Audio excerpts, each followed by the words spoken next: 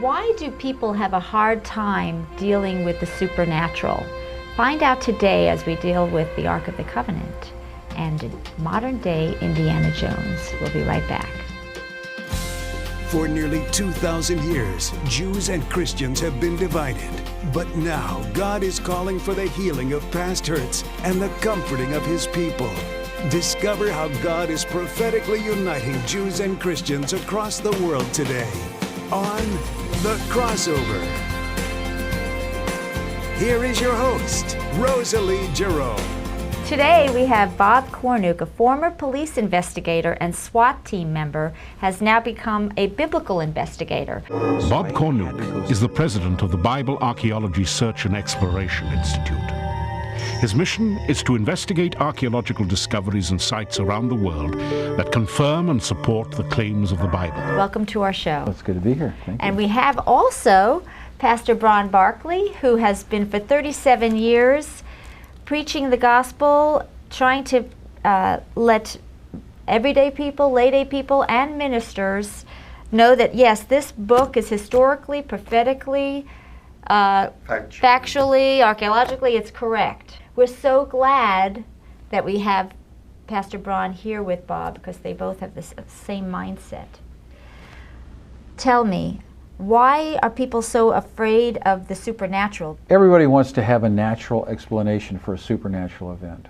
That is the general premise of our university systems today. They have an anti-supernatural bias. They say, well, you religious people want to have your supernatural event, but we deal and we can quantify things in the natural world. So we're not going to discount that there was a Red Sea parting, but we're going to say it was a strong wind that just blew it out, a natural thing. But what they're doing is they're really gutting God of the divine. They're really robbing God of the divine. And God, says in Scripture, I showed you these things that you will know that God is truth. That's why He did all these miracles. I used the illustration that many years ago, God created the Garden of Eden. Man and woman rebelled and God kicked them out. Now we're the first generation that can build our own garden, and we've kicked God out. We've built our own garden through technology, through irrigation, turn on a light switch, through medicine. In other words, we have really harnessed a lot of the elements in our culture that cause us discomfort, pain, and death. And so we believe now that we become gods ourselves. So we've made our own garden and we've kicked God out. When you kick God out and you kick the pastors out as being the people that are laying the foundation for a moral plumb line in our society, and they go to the university systems to get the ultimate knowledge of truth, the people standing in the pulpit are the university professors. Now, a lot of them are great guys. A lot of them are godly men. But most of them have an anti-supernatural bias. And they say, my world is a natural explanation for every supernatural event. And so we have people now going to university systems, believing what they're told, that there is no God. But when you really take the Bible in totality, it's historically, prophetically, and contextually accurate.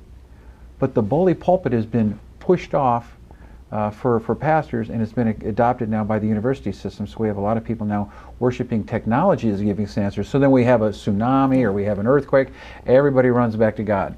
They want to say that spirituality is something you do in your home. It's a quiet thing to calm yourself. It has no place in the marketplace or in the real world.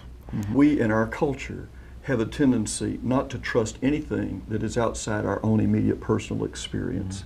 Our own immediate personal experience in many, many cases is so negative, then we become fearful and we retreat within ourselves.